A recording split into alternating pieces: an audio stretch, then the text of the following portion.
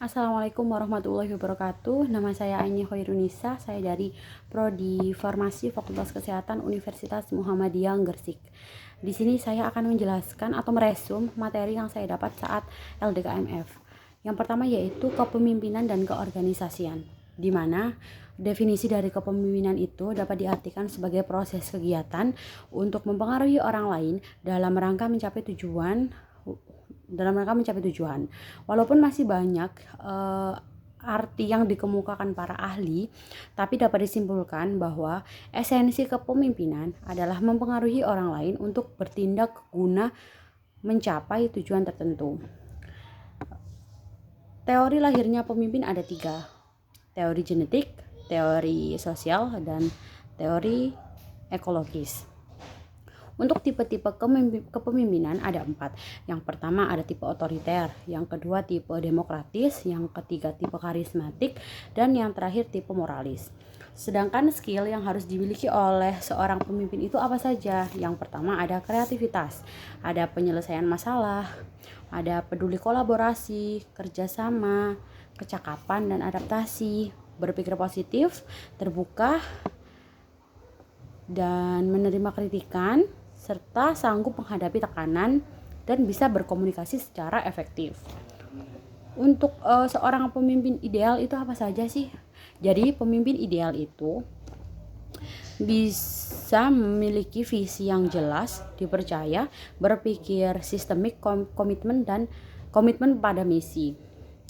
Untuk organisasi, apa itu organisasi? Pengertian dari organisasi adalah sekumpulan orang yang menggabungkan diri dengan tujuan tertentu, kerjasama sejumlah yang terkait dalam hubungan formal dalam rangka mencapai tujuan yang ditentukan. Manfaat dari organisasi sendiri itu apa? Manfaatnya kita bisa meningkatkan ukhuwah di antara sesama, menambah sahabat, meningkatkan wawasan kita sendiri, serta sebagai media hidup bermasyarakat. Bisa juga untuk melatih kemandirian kita. Macam-macam organisasi itu apa saja sih? Jadi macam-macam organisasi itu terbagi menjadi 2, internal dan eksternal. Untuk yang internal contohnya bisa BEM, DPMU, HMJ, atau UKM.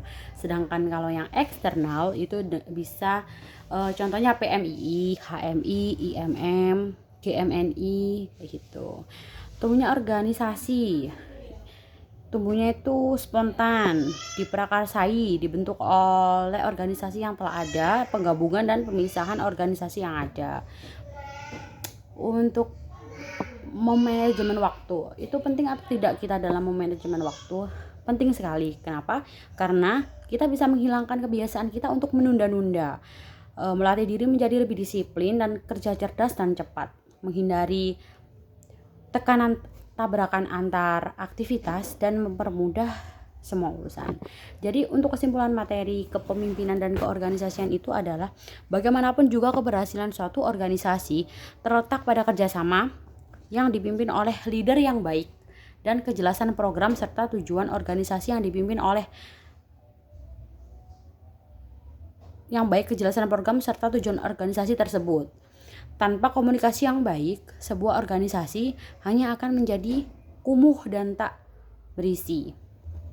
Sebuah konflik kecil bisa membesar dengan tiba-tiba dan menghancurkan organisasi.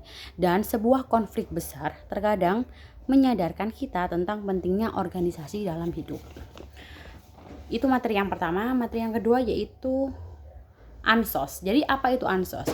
ANSOS, analisa sosial, adalah usaha untuk menganalisis suatu keadaan atau masalah sosial secara objektif. Ruang lingkup ANSOS itu apa saja? Semua realitas sosial dapat dianalisis, namun dalam konteks transformasi sosial secara umum, objek sosial yang dapat dianalisis yaitu masalah-masalah sosial, sistem sosial, lembaga-lembaga sosial, dan kebijakan publik. Kalau dinamika ilmu dan masalah individu itu adalah sebelum menganalisis sebuah permasalahan, kita harus tuntas terkait konflik yang berada pada diri kita. Ada 3 klasifikasi yang harus kita selesaikan. Yang pertama adalah kesadaran magis atau ketuhanan. Yang kedua kesadaran naif atau kesalahan diri. Yang ketiga kesadaran kritis atau sistem dan struktur. Untuk langkah-langkah ANSA sendiri yaitu memilih dan menentukan objek analisis, pengumpulan data atau informasi penunjang. Yang ketiga, identifikasi dan analisis masalah. Yang keempat, mengembangkan persepsi, dan yang terakhir, menarik kesimpulan. Untuk materi yang ketiga yaitu peran dan fungsi mahasiswa. Mahasiswa itu apa? Mahasiswa adalah seseorang yang sedang menempuh pendidikan di lembaga tinggi selama waktu yang ditentukan.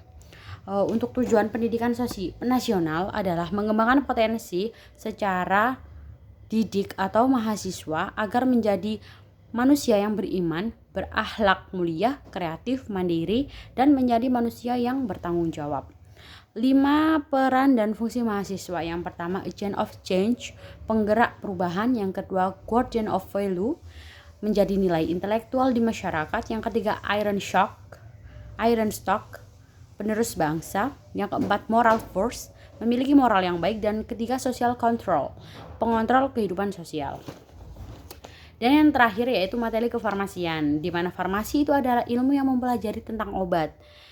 Ada beberapa macam. Yang pertama, farmasi klinis atau komunitas, yaitu pelayanan kefarmasian langsung yang berorientasi kepada pasien dalam rangka meningkatkan keberhasilan terapi dan meminimalkan terjadinya efek samping karena obat. Yang kedua yaitu farmasi industri, bidang ilmu farmasi yang mempelajari tentang teknologi farmasi. Yang ketiga, farmasi di pemerintahan, yaitu tenaga farmasi yang bekerja di industri pemerintahan seperti di BPOM, Dirjen Kefarmasian dan Alkes atau Dinas Kesehatan. Yang keempat yaitu farmasi distribusi, di mana bidang ilmu yang berkaitan dengan distribusi sediaan farmasi dan alkes serta logistik farmasi. Yang keempat, farmasi bahan alam, di mana bidang ilmu farmasi yang berkaitan dengan kosmetik. Dan fokus ilmu farmasi di UMG itu apa? Jadi fokus kita adalah sesuai visi dan misi Prodi D3 Farmasi UMG, bahwa lulusannya diharapkan dapat menjadi Islamic Pharmapreneur di bidang herbal dan kosmetik. Demikian resume dari saya. Wassalamualaikum warahmatullahi wabarakatuh.